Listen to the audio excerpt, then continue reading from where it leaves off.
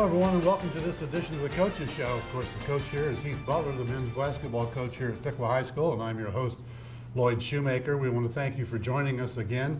First of all, we want to thank our sponsors. Our main sponsor is First Choice Paint and Body Shop on North County 25A. Here in Piqua, Rob Brown is an excellent sponsor of the sports programs at Piqua High School. We also want to thank Sherry Chrysler Dodge Jeep and Ram Truck on 25A here in Piqua. Jim Sherry is another supporter of our athletic programs at Piqua High School. We also want to thank Morris Heating and Cooling. Doug Morris has always been willing and able to support us financially at Channel 5, and we want to thank them for that. And also F45 Gym. Watch for that grand opening sometime in January 2016. Coach, 4-2 on the season. Started out 2-0. Went down to Springboro. Came out of there a little bit surprised that you won that easily? No, not surprised that we won that easily. It was kind of one of those games where it was pretty highly contested, and then it was one of those things where we just got, hot as could be, and they kind of had no answer. So we weren't surprised because the final score was not indicative of how the majority of the game was. It was just there at the end that our kids got really hot and they had to foul. But very happy with our effort and our intensity, to start out the season, especially at a tough place, going up against a huge school like Springboro, yeah, exactly. and playing like we did. If you take a look at the scoring, we had very balanced scoring that game. I think we had 4 kids in double figures, and had some guys hit some shots, and we really think if we shoot the ball well, we can play with anybody. Final on that was 83-69, and you're right, they had to end up fouling late in the ball game, put you to the line a bunch. But when we talked about in the preseason, that was one of the teams that you said was had some good talent coming back. And I don't know if they've lost since that game. They've played really well. Their best player had 39 the other night. Wow. Versus Fairmont. It's always good to kind of get a team before they kind of get it rolling. And it looks like Springboro has done that, so it ends up looking very good on our resume. That was just one of those games where we knew out, with the stuff we dealt with in the off season, to come out and make a statement right that first game at Springboro. I couldn't be happier for the kids. Well, then you had to get back on the bus and go down to Stebbins and play at Stebbins, another fairly good team. Yeah, another really good team. A very different style of Springboro. We saw a lot of full court pressure, and they played some zone. And at times we kind of struggled with that zone stuff, just because with getting a late start, we don't have a lot of zone stuff in.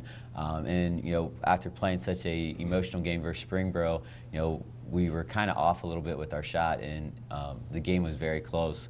To get out of Stebbins, anytime you get out of Stebbins with a win, and the thing is that Stebbins coming into the GWAC, that was like a GWAC road win for us. Yeah. And they have some GWAC talent, so anytime you can make that trip down to Riverside and come out ahead. Weren't we in the league with Stebbins once before? I don't know. I'm thinking that.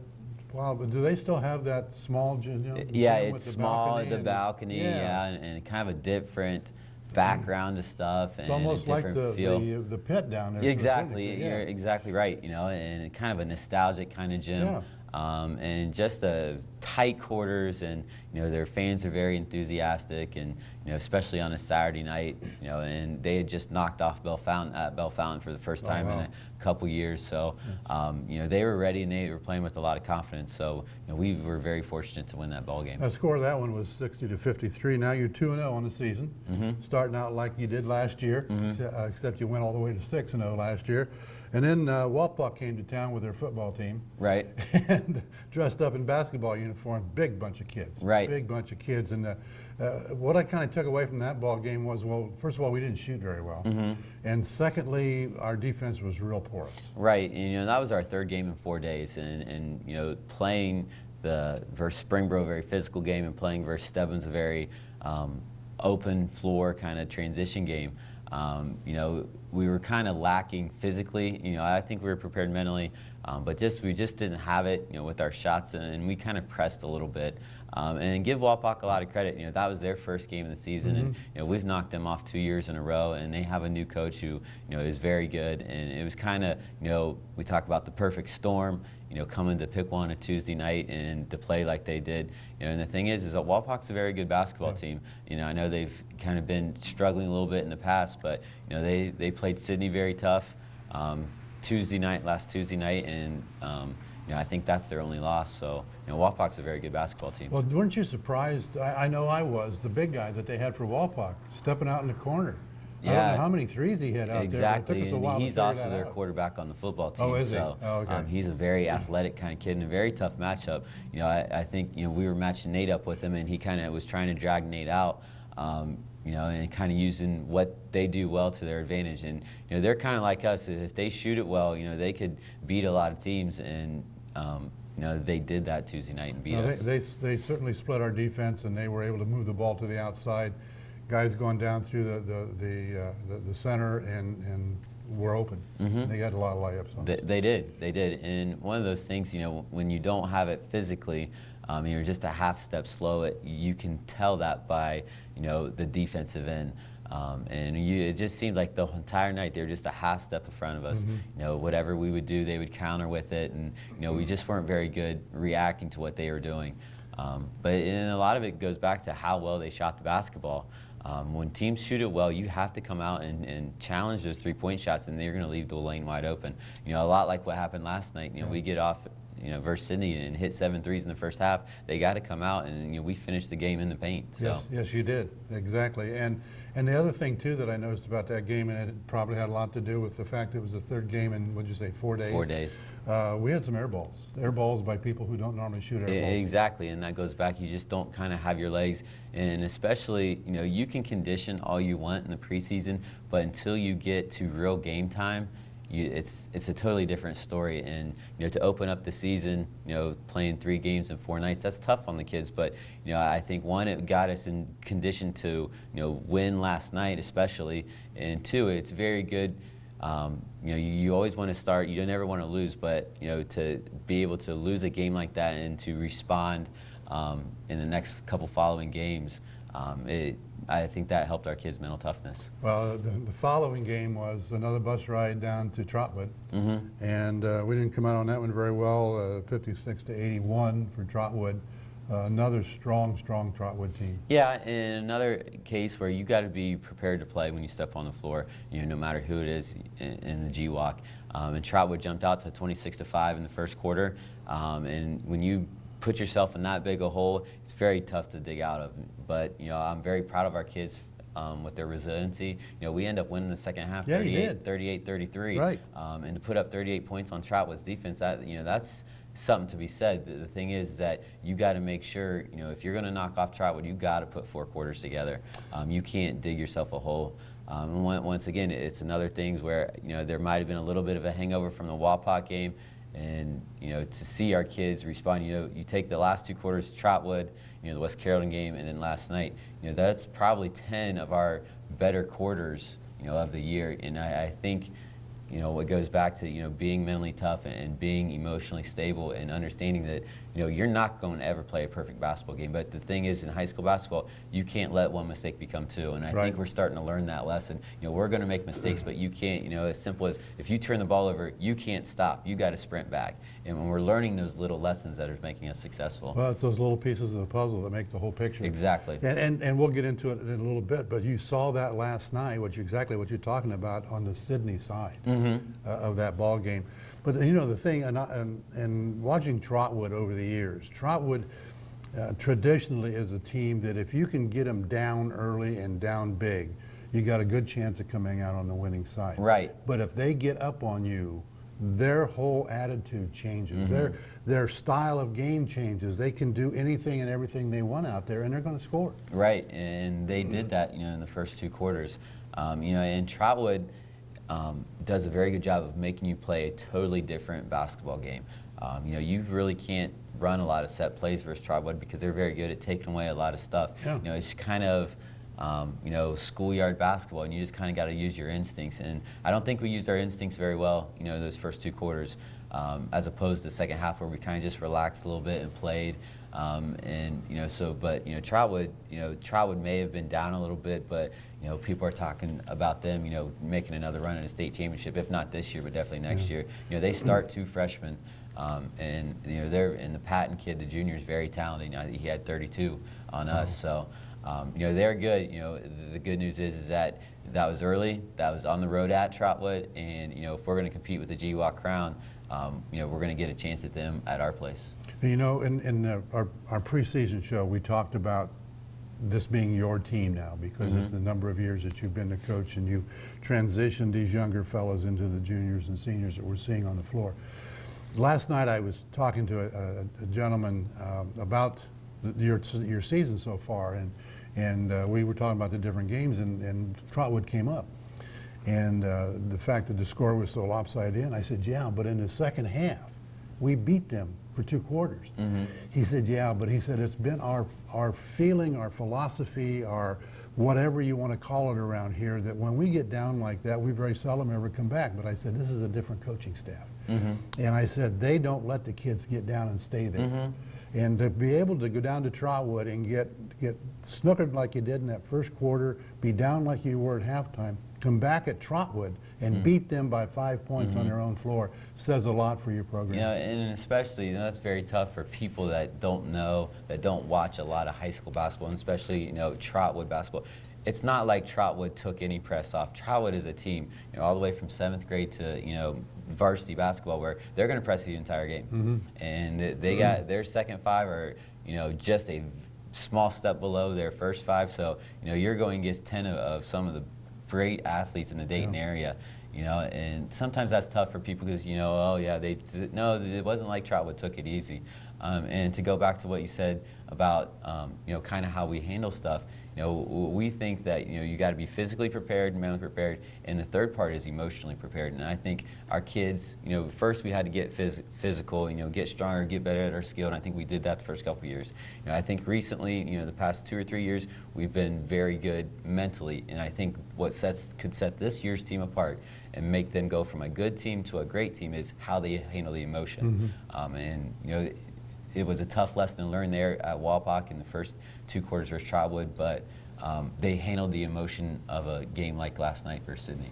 Well, after that, your season is 2-2, and then you got West Carrollton coming into your house, 0-5, I think at the time. West Carrollton has not, in the past few years, been a real threat, I think, in anything athletic. And you put a number on them, 67-38. Got a lot of kids in the ball game. That had to be a real advantage for you. Good bench scoring, if I remember correctly, and it just looked like you were able to give your starters some rest. Yeah, and one of those things that West Carrollton, just kind of how things work themselves out, is West Carrollton plays almost exactly the same style as Trotwood. The thing is that they just right now in their program, this coach in the second year doesn't have the skill developed that he needs. So it was kind of a nice way to redeem ourselves and to put 4 quarters together. And like you said, to get some other kids, it's very hard when we talk about the physical, mental, and emotional aspect. There's kids that sometimes don't get a lot of playing time, but it's nights like that where they can get on the floor and kind of get going and be able to man their post per se. When we play in games like last night, one of the great things and one of the great pictures that's on the website, on the Piqua Daily Call website, is our bench up and cheering. And when you see that, that makes you very proud, because it's real easy for a kid who doesn't get a lot of playing time to sit there and self. Even when you're winning a rivalry game like that, it's very easy for a kid to think about himself first. And that's one of the big things we try to teach them.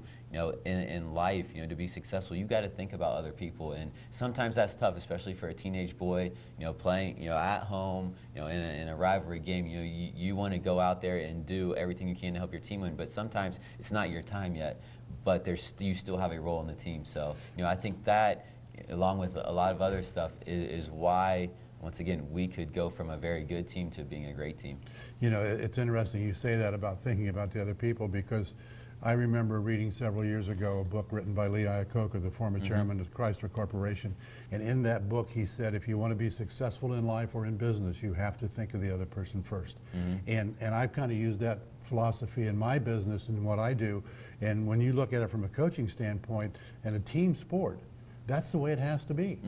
you've got to be thinking about the other person first, and what can I do to make their job better and be able to go in and help them out. You know, you talk about your guys getting on the floor and playing in a regular game. Yeah, they're on the floor in practice. They're going, your second five's going against your first five. But things move around and you blow the whistle and things stop. But that doesn't happen in a real game. And to get in there and get the flow, get the feel for what it's like to be in there under the pressure, on the 1 point line, as I call it, shooting a free throw with a few seconds to go and the basket has to be made. That's pressure they don't feel in practice. You know, you're exactly right. And, you know, it's so nice to see, you know, those kids respond like that, you know. And I think, you know, Caleb Patton and Gage Smith, you know, and Cam Ashton and J.J. Rohrbach, are a perfect example of that. You know, one of the biggest things that, you know, when you go from JV to varsity, it's hard to simulate how fast the game is between those two different levels. And whenever you can get on, when your opportunity comes, you know, you have two choices. You can either take your opportunity and do the best you can with it, or you can let that opportunity slip away. And, you know, I truly feel that those kids are taking the most of the opportunities, you know, not only in games but in practices. And, you know, while they may not be the stars per se right now, but they're building something for the future, while at the same time helping us, you know, be successful in the present. Well, they're part of the team. Exactly. And they may not be the first five out there that get introduced and all the applause, but they are part of the team. They're a piece of the puzzle. So that puts you at 2-2 on the season with the win over West Carrollton, 67-38. And I want to take a quick break here and thank our sponsors again. Then we're going to come back and talk about last night, because right now, folks, we're shooting this Saturday morning after the game with Sydney High School. So I want to thank our sponsors again, First Choice Paint and Body Shop here in Piqua on North 25 County, or North 25A, Sherry Chrysler Dodge Jeep and Ram Truck. Also want to thank Morris Heating and Cooling, and then F45 Gym. Watch for that grand opening in January of 2016. Coach, last night, I mean, after a while, I couldn't stop grinning. We were just in control of that ball game. 2 times Sydney got the lead, I think 17-15 once, and then they went up 77-75 in the fourth quarter. But it was a matter of when's the clock going to run out, when's the buzzer going to blow for us to win that ball game. They came back, gave us a good shot in the fourth quarter. But the 2 things that I took away from that ball game last night, and I mentioned this to you before we went on the air, was your shooting. 54%, I think, from the floor in total, 45% from the threes, and 67 from the 1 point line. The other thing was the emotion in the ball game. Your guys were right where they needed to be, emotion-wise. Sydney had some guys who let it go. They lost their cool. And part of that cost them that ball game, especially in the end when that technical foul was called. Fortunately for Sydney, the clock had run out, or that game was over at that point. So talk me through that game last night. What was your philosophy going in? What did you expect Sydney to do? You know, you know, watching the game film, you know, Sydney's a very good basketball team and very athletic. You know, you start with the Gallimore kid, who I think had 28 last night. My gosh, he did not miss, and he's just a very good player, and he's kind of been a thorn in our side here for 4 senior? years. He's a senior this year. Good. You know, and just a kid that is very hard-nosed and plays. But we knew that if we handled the emotion of the game and of the rivalry, that, you know, we would have a chance at the end. And I couldn't be prouder of our guys. You know, we started off the game, you know, pretty hot, and, you know, end up building a lead, a pretty substantial lead there in the second quarter. And then in the third quarter, we even up 10.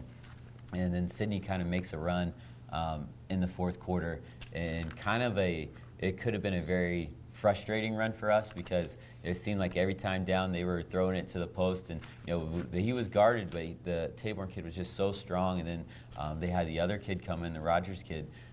They just seemed like that, you know, they could do whatever they want inside, and made a very good run at us, you know. But when the time counted, you know, we made big plays. And it wasn't just Bachman, it wasn't just Holbein. You know, we talk about, you know, the guys on the bench, and Nash Black comes in, you know, when Monin files out with 4 minutes left in the fourth quarter, to give us some serious minutes, you know, both on the defensive end, battling for rebounds, you know, to be undermatched like we were size-wise and weight-wise with Sydney, to only lose the boards by 3, you know, that's pretty good. Well, what about Smeezing? Look at what Ben Smeezing did when the thing is that, you know, I couldn't be happier for Ben, because, you know, he is a kid who is a sophomore, and whenever you bring a sophomore up to varsity, he has to get playing time because, why are you going to sit a kid that's a sophomore on the varsity bench right, where exactly. he could be playing JV? And Ben was, struggling just a little bit, I think, with his self-confidence a little bit, and to have a game like Schmeezing did last night. And it's not that he needs to dominate the basketball, and that's why, Ben, is playing varsity because he doesn't need the ball in his hands to affect the game. There was numerous times where he was matched up with the Gallimore kid when it counted. There was numerous times where he was matched up with the Riders kid. There was numerous times where he was outmatched by 3 or 4 inches and probably 35 to 40 pounds where he's battling for rebounds, diving on the floor, and then he just comes up with opportune baskets. He had a great drive to the basket there in the fourth quarter that helped us out a lot. And the kid is very smart and just knows how to do the little things. And one of the things we talk about is you have a role on the team, and whatever your role may be, you have to do it to the best of your ability. And he did that last night, and I think there's a lot of bigger things to come for that kid. Yeah, 8 points off the bench, I believe, for Schmeezing. By the way, if I didn't mention it to you folks, unless you've been living in a cave someplace, Piqua won that game last night against their rival Sydney, 86-84 in overtime. And at one point in the fourth quarter, we were up at least by 10 points. They got it down to 2 and eventually took the lead. And our boys never quit. And the coaches didn't quit. And the fans didn't quit. And that place was packed last night on both sides. It was a typical Sydney-Piqua rival game and very entertaining, well worth the price of the ticket. The emotion of the game started out, a lot of those kids all know each other pretty much. They've been playing for years. With each other, but the emotion of the game got a little more tense as the game went on, and as I said, a couple of their players kind of lost their cool. The technical there when the time ran out in regulation kind of hurt them, and that kid ended up fouling out of the ball game. That was the big kid. What was his name? Taborn. And he was a mass inside, and I was watching when they were warming up, and I was thinking to myself, man, they got a couple of kids as big as Monin in there, but still Nate did a very good job. But when Schmeezing went in that ball game, and you talk about him doing the things he needed to do, you can tell he's a linebacker. He's a linebacker because he wasn't afraid to go in there and mix it up. And Holbein, his ability to get inside with the ball and then to dish it off to whoever was open on the other side, because as soon as he got in there, they were double teaming him. Right. And then the other guy, he got easy layups for people. And then you throw in a C.J. Davis, who at times in that fourth quarter we put C.J. in the middle and told him you got to battle defensively, and that sometimes is tough for a kid, especially a kid like C.J. who is a very good shooter and has a scoring mentality, to ask him to play defense, just because that's what sometimes your rule changes, and to be able to battle like he did. And then Derek Gullett played a very solid 4 game. He's kind of our glue guy. Yeah, he is. He kind of keeps us, at times in the past, case and example is, last year at Sydney where we blow a 15-point lead in the fourth quarter, a lot similar to like last night, and we kind of panicked. And last night, Derek Gullett's always the guy who his facial expression doesn't change. If anything, it's a smile, and just kind of keeps us glued together. And like you mentioned, the Holbein kid, he made so many big plays last night. And just handling that emotion, I could not be prouder of those guys, because in life they're going to face times where things really go bad for a period, and it's how you react to that. And to have them see, and we talked about this last night as well, is that our freshmen are struggling a little bit right now. We're talking about the freshman level, and the thing that is hard to remember is, because it was 4 years ago, is our senior class struggled as freshmen. Yeah. They did not win a ton of ball games, and to stick with it and to keep getting better and to never get down on yourself, or the biggest thing is not get down on each other and not look at the other guy and say, hey, you got to do better. No, I got to do better. To see them respond like they did last night, it makes you very proud, because it makes you feel validated that the kids are listening, they're getting the messages, and not that I need them to do that, but I feel good because the community sees kids respond like that. Well, you never saw Piqua come off the floor last night at all, shrugging their shoulders, going like, why are we doing this? What's going on? What's wrong? But you saw that out of the Sydney team. And you talk about Derek. Derek had a couple of turnovers back to back last night, and I think one of them was a foul. And Sydney's at the line, and he's in your normal position, crouched down at the on the side, and he's looking over at you. He's smiling. He's mouthing something to you and pointing to himself. He knew he made the mistake. He didn't let it bother him. No, he just went didn't. right on and played. And then late in the ball game, Bachman's at the line getting ready to shoot a couple of important shots, and he's out there laughing with the official. So the whole mentality of your ball club is one of very positive and confident. Right. You know, and that's one of the things that we've preached from when we took over is that, you know, when you take over a program that's 1-42, one of the biggest things is the confidence thing, and we talk about that's the emotional part of it. And to, you know, see that come to fruition, you know, is very satisfying. And I know it's satisfying for the boys because, like you said, you can just see the looks on their faces. Even when times got tough last night, they were never too frazzled. You know, yes, we made mistakes, but we're starting to learn that we're not allowing one mistake to become two, and we kind of can stop those runs. And when Sydney did that run and got up by a couple of baskets, you did not see your boys hesitate bringing the ball up the floor. Yeah, and there was no, I don't want to do this. It was, let's go get them. And another thing is that, you know, due to the flow of the game, we didn't have a lot of timeouts yet, so they did it on their own. There was nothing that, you know, there wasn't a timeout called where we drew up a special play. They just made big plays, and you know that shows, you know, that give kudos to them for handling that, because it's nothing really I did. It's just that they've learned to kind of handle that pressure and to handle that adversity. So. And you saw your players late in that ball game too. Several of them were motioning, "I want the ball. I want the ball. Give me the ball." And they did that. Well, individual scoring last night, if I remember correctly, Bachman had 33, which is a great night for him. Holbein had maybe 17, and Monin had 14, if I remember correctly. Good spread out there, and then of course Smeezing come off the bench with 8, and the rest of the guys just getting in there and doing their job. So, Coach, congratulations! Big win last night. Thank you. I know you were glad when that final buzzer went off and it was the ball game. So, again, 86-84 overtime for the Piqua Indians over Sydney last night. So let's. You're going off to Elida tonight, kind of out of league type of thing over there. Should be an interesting ball game. I don't know if I'd mentioned it to you, but my wife's cousin is the head coach over there. He was down here and watched you play Walpock, and we were talking about. Of course, Denny is the kind of guy that never has a good team, and everything is always really bad for him. But they keep winning ball games up there, so you got to be careful watching those guys tonight. Next week is Christmas week. Do you have any games next week? No, next week we kind of nice here. We're going to get 10 days off, and it's a great time of the year just to kind of spend some time with family and friends, to enjoy the holidays. I think for the first time in 5 years, we're actually have the ability to take Christmas Eve and Christmas off. Wow. So we're going to take advantage of that and come back, you know, on a Sunday and just go get some of that Christmas dinner out a little bit, and you know, start preparing, you know, pretty hardcore on Monday for a holiday tournament. And something that we kind of get to look forward to, and gives us a great time to kind of reflect on, you know, things that we're doing well right now and things that we're doing and we need to get better at, both individually and as a team and as a coaching staff. So then the following week, the week after Christmas, that was it 29th is it start? 29th, 29th, the holiday tournament starts. Go through that list of teams that's in that again. So a little bit different format this year. We're going to play Tip City in the first round of the holiday tournament. That's on Tuesday. Before us, Tecumseh will play Belmont. And then before that, you're going to have Troy Christian, Lehman, Covington, and Russia battle it out. Okay. So kind of a two-division kind of thing. They're going to crown 2 boys champions this year. So a very exciting time, and you want to talk about a great atmosphere. You know, kudos to the Piqua fans last night and to the student section for, you know, providing such a great atmosphere. Minus the holiday tournament, and anytime you come out and watch a Division IV sectional game, probably the greatest atmosphere we've played in.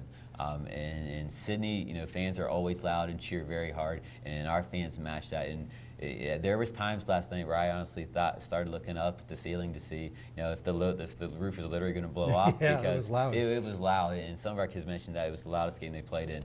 You know, so you take that and you add the local county teams that always pack the gym in that sectional. You know, it's going to be a great environment, a great atmosphere, a ton of basketball, a ton of good basketball. There's some very good athletes, you know, and very good teams at these county schools. So we're very excited to be able to host that, and also to participate in it. Now, does that run all day? What time does it start? It's going to have to, and they're throwing it. The JVs are going to play as well, so it's going to start from games at 8 o'clock in the morning and run. You know, I think we play 8:30 that night. So one ticket for all the games? Yeah. Yep.